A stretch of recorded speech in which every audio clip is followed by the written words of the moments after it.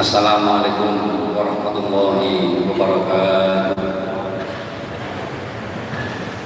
Alhamdulillah, alhamdulillahilladzi qad aqala nikmatan katsiratan wa hidayatan wa satan hatta nastati'a nastami'a fi hadzal makan.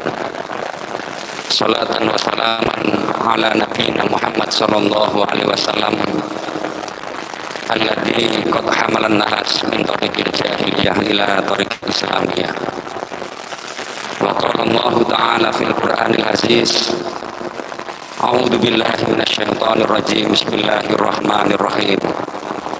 Wa ma umiru illa liya'budullaha mukhlishina lahuddin. Al-ayah, sadaqallahul adzim. Para hadirin jamaah salat subuh yang dimuliakan oleh Allah Subhanahu wa taala. Tiada untayan kata yang terindah di pagi yang cerah ini melainkan ungkapan syukur kita kehadirat Allah Subhanahu wa taala atas segala limpahan rahmat dan karunia-Nya, sehingga di pagi hari ini kita dapat hadir di majelis yang mulia ini dalam rangka beribadah kepada Allah. Mudah-mudahan seluruh rangkaian ibadah kita, sholat kita, rukuk kita, sujud kita, dan puasa kita di bulan Ramadan ini khususnya benar-benar mendapatkan maunah dan ridho dari Allah Subhanahu wa taala. Amin, Allahumma amin.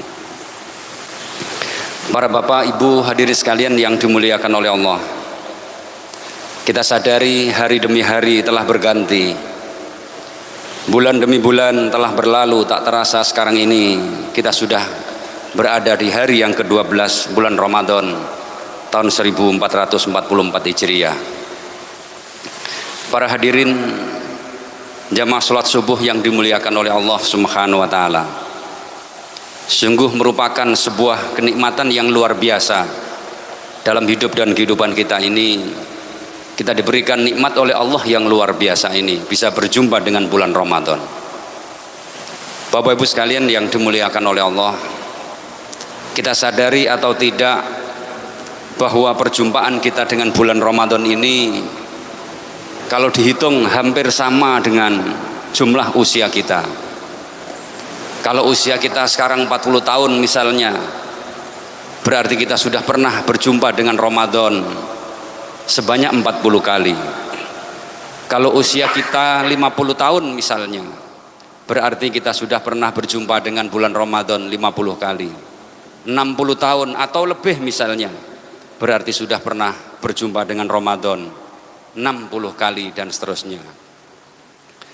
Bapak Ibu sekalian yang dimuliakan oleh Allah, cuman pertanyaannya adalah apakah Ramadan yang hampir setiap tahun berjumpa dengan kita ini, sudahkah kita meraih kemuliaan yang diberikan oleh Allah atau belum? Atau jangan-jangan Bapak Ibu sekalian, puasa kita Ramadan selama ini hanya sekedar gugur dari kewajiban saja. Puasa yang kita lakukan selama bertahun-tahun ini jangan-jangan hanya sekedar berlalu tanpa makna. Hanya sekedar tidak makan, tidak minum, tidak kumpul layaknya suami istri ketika di siang hari saja. Tidak ada sesuatu yang istimewa dalam kehidupan kita dan tidak bisa meraih kemuliaan yang diberikan oleh Allah di bulan Ramadan ini. Bapak Ibu sekalian yang dimuliakan oleh Allah, minimal ada 4 kemuliaan yang diberikan oleh Allah kepada kita di bulan Ramadan ini. Yang pertama, Allah memberikan pahala yang sebanyak-banyaknya, yang tentunya pahalanya ini tidak sama dengan pahala yang diberikan oleh Allah ibadah kita di luar bulan Ramadan. Satu contoh misalnya para hadirin yang dimuliakan oleh Allah, kita melaksanakan dan membaca Al-Quran misalnya di luar bulan Ramadan, 1 huruf pahalanya 10 kebaikan, 2 huruf 20 kebaikan. Ini kalau kita baca di luar Ramadan. Namun para hadirin, kalau di dalam bulan Ramadan, orang yang membaca Al-Quran tidak hanya diberikan kebaikan atau pahala 10, 20, akan tetapi diberikan pahala yang sebesar-besarnya. Kata Allah, wa ana ajzibih, dan sayalah yang memberikan pahala yang besar. Ibarat orang bisnis, Ramadan adalah merupakan sebuah jual beli yang sifatnya obral, yang sebanyak-banyaknya, diskon yang sebesar-besarnya.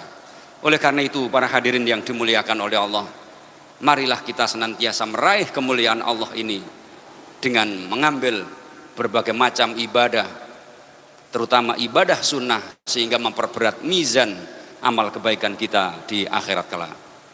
Mudah-mudahan kita menjadi hamba Allah yang mampu meraih kemuliaan Allah ini. Amin, Allahumma amin. Yang kedua para hadirin yang dimuliakan oleh Allah, di bulan Ramadan, bulan yang mulia ini, Allah berikan ampunan yang luar biasa kepada kita semuanya.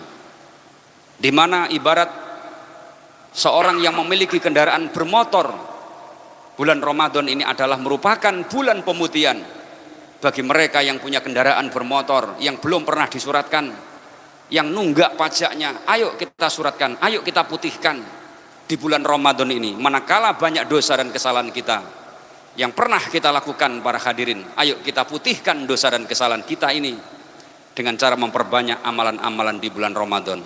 Karena bulan Ramadan adalah ghufirallahu ma taqaddama min danbi, Allah akan mengampuni segala dosa dan kesalahan kita. Para hadirin yang dimuliakan oleh Allah Subhanahu wa taala, termasuk kemuliaan Ramadan yang ketiga adalah orang yang beribadah kepada Allah dengan khusyuk dan tawadhu, dengan penuh keimanan, mereka akan diberikan pahala yang besar sebagaimana orang yang beribadah 1000 bulan. Lailatul Qadri khairum min alfi syahrin. Kemudian yang keempat, Bapak Ibu sekalian, kemuliaan Ramadan adalah insya Allah orang yang beriman kepada Allah, berpuasa dengan khusyuk, sholat dengan khusyuk, maka tentunya Allah akan memberikan kepada kita semuanya itkum minan nar, dibebaskan oleh Allah dari api neraka. Sekali lagi mudah-mudahan kita berharap bahwa Ramadan yang telah kita lakukan ini mampu meraih 4 kemuliaan yang diberikan oleh Allah Subhanahu wa taala. Amin, Allahumma amin. Bapak Ibu hadirin sekalian yang dimuliakan oleh Allah, untuk mendapatkan itu semua para hadirin, minimal ada 2 hal yang harus kita lakukan. Yang pertama, apa yang kita lakukan ini Bapak Ibu sekalian harus dilandasi dan dilakukan dengan tulus dan ikhlas. Segala apa ibadah yang kita lakukan, khususnya di bulan Ramadan ini, harus ikhlas. Makanya Ramadan ini adalah merupakan bulan tarbiyah.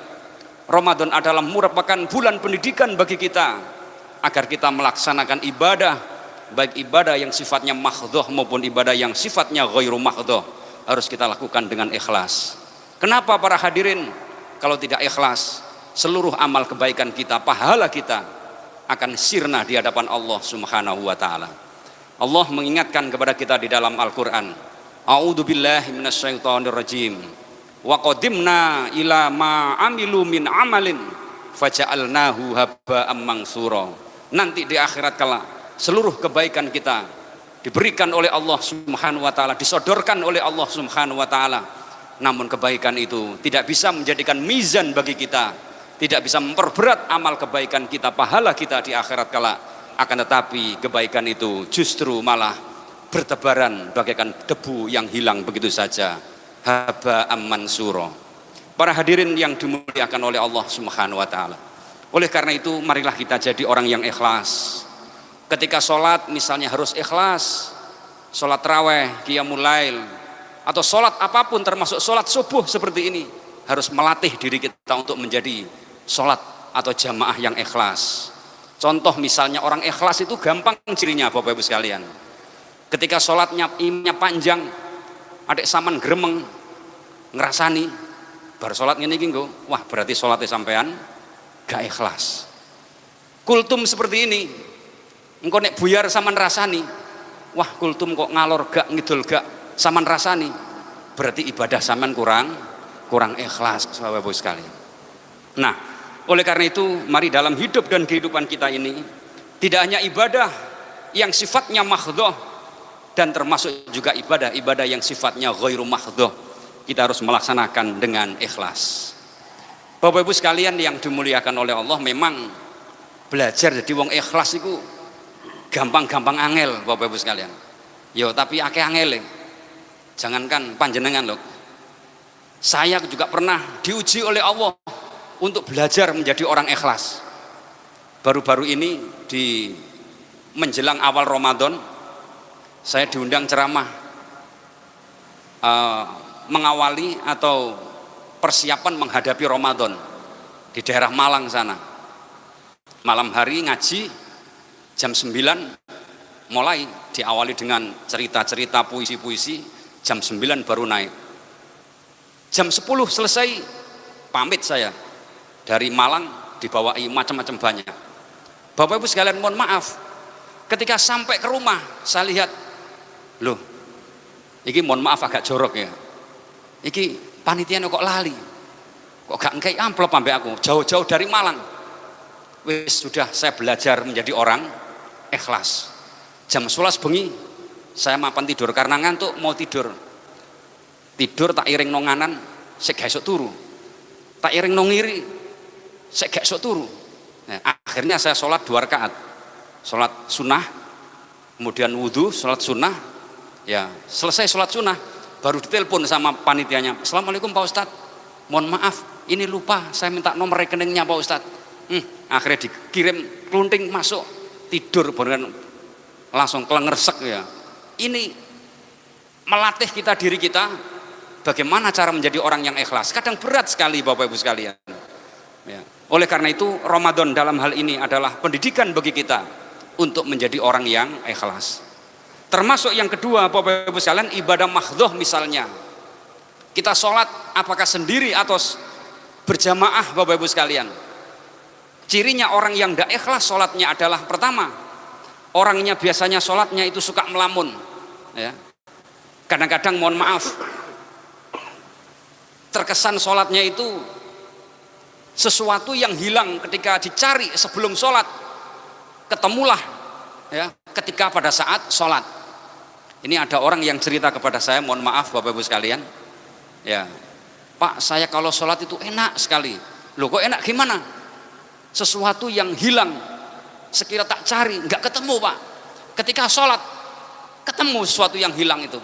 Bahkan mohon maaf Bapak Ibu sekalian, dia pernah cerita kelangan duit 300.000 rupiah ya, di rumahnya digoleki, bojone diseneni, anake dicelatu, sampai 3 dino digolek gak ketemu duit 300.000. Begitu sholat Allahu Akbar, apa yang terjadi? Sholatnya tidak ikhlas, mek gur kelengan duit sing ilang iku mau.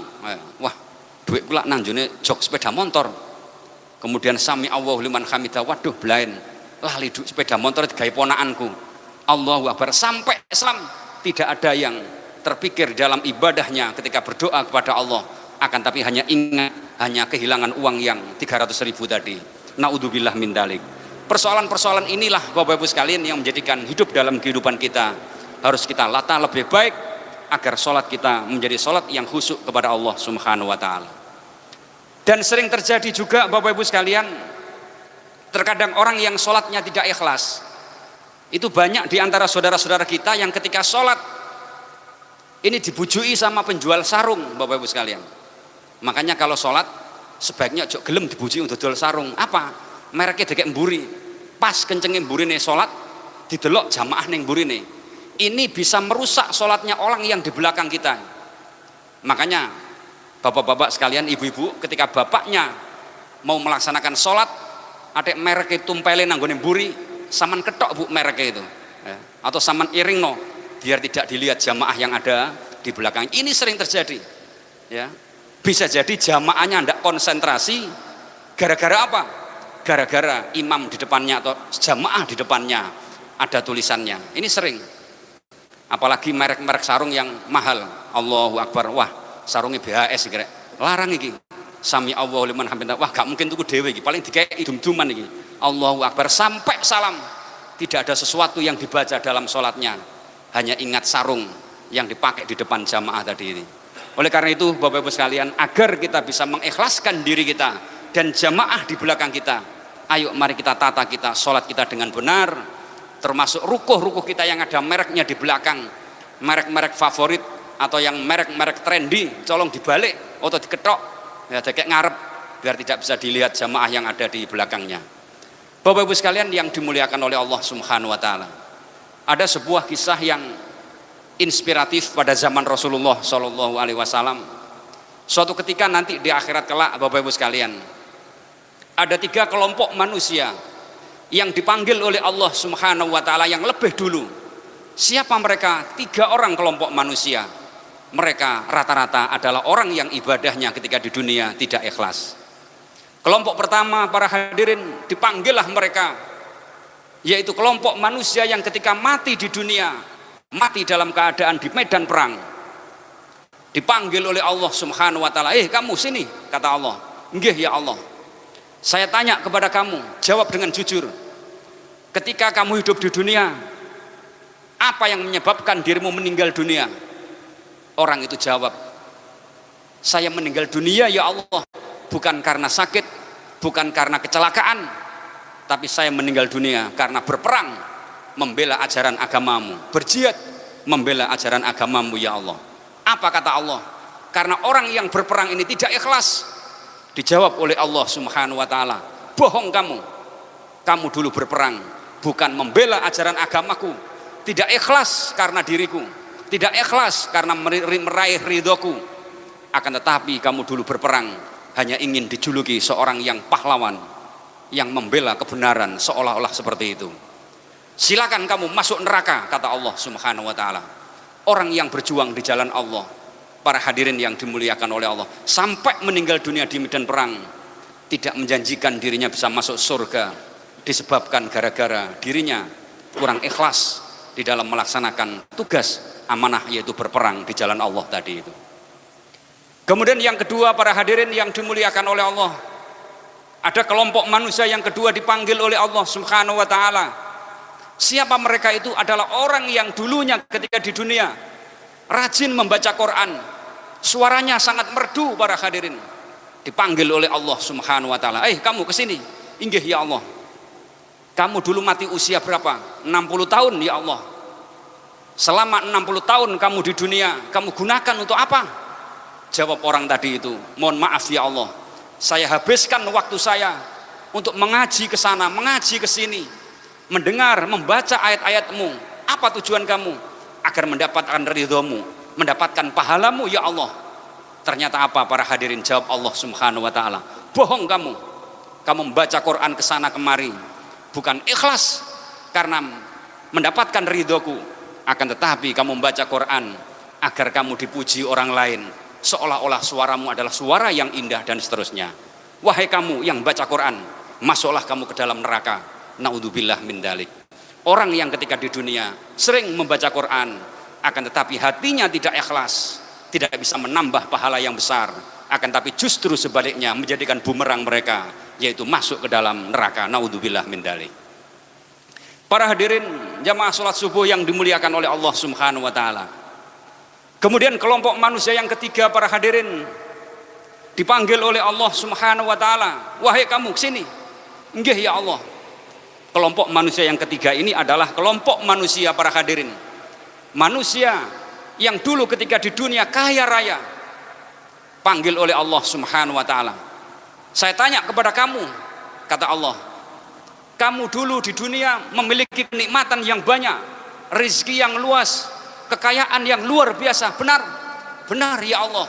Coba saya sekarang tanya kepada kamu, untuk apa hartamu ketika di dunia kamu miliki? Orang itu jawab, mohon maaf ya Allah, hartaku ketika di dunia saya habiskan untuk kepentingan-kepentingan sosial, kepentingan-kepentingan agama, untuk memberikan fakir miskin, untuk memberikan orang-orang janda-janda tua yang tidak mampu, dan untuk memberikan mereka anak-anak yatim piatu yang tidak mampu pada saat itu ya Allah. Apa jawab Allah Subhanahu wa taala? Bohong kamu. Kamu ketika di dunia bersedekah bukan ingin mendapatkan ridhoku, bukan ingin mendapatkan karunia dan pahala dariku, kata Allah, tapi kamu ketika hidup di dunia bersedekah dengan harapan kamu agar disebut sebagai orang yang dermawan oleh orang lain. Naudzubillah min dzalik. Kata Allah, masuklah kamu ke dalam neraka, jangan masuk ke dalam surgaku. Para hadirin yang dimuliakan oleh Allah Subhanahu wa taala, sebuah kisah inspiratif inilah yang mendapatkan sabda Rasulullah Shallallahu alaihi wasallam yang pernah diceritakan kepada sahabat dengan hadis yang panjang. Mari kita jadikan sebuah memori dalam hidup dan kehidupan kita, jadikan inspiratif dalam hidup dan kehidupan kita, agar kita senantiasa menjadi hamba Allah yang ikhlas dalam melaksanakan ibadah, baik ibadah mahdhah maupun ibadah khairu mahdhah. Mudah-mudahan para hadirin yang dimuliakan oleh Allah Subhanahu wa taala, bertahun-tahun kita puasa Ramadan, bertahun-tahun kita menjumpai bulan Ramadan, melaksanakan ibadah Ramadan ini. Mari kita jadikan Ramadan ini adalah merupakan Ramadan yang terbaik dalam hidup dan kehidupan kita, agar kita bisa menanamkan dalam diri kita menjadi hamba Allah yang ikhlas, mukhlisina lahudin. Mudah-mudahan para hadirin yang dimuliakan oleh Allah, kita yang hadir pada kesempatan ini ditakdirkan oleh Allah agar menjadi hambanya yang ikhlas. Mudah-mudahan kita yang hadir pada kesempatan ini diberikan kesehatan oleh Allah, diberikan kenikmatan oleh Allah, sehingga kita bisa menyelesaikan ibadah Ramadan ini hingga paripurna, dan kita mudah-mudahan diberikan kesempatan oleh Allah untuk berjumpa dengan bulan Ramadan di tahun-tahun yang akan datang. Amin amin ya rabbal alamin. Terima kasih atas segala perhatian. Mohon maaf, billahi taufik wal hidayah. Wassalamualaikum warahmatullahi wabarakatuh.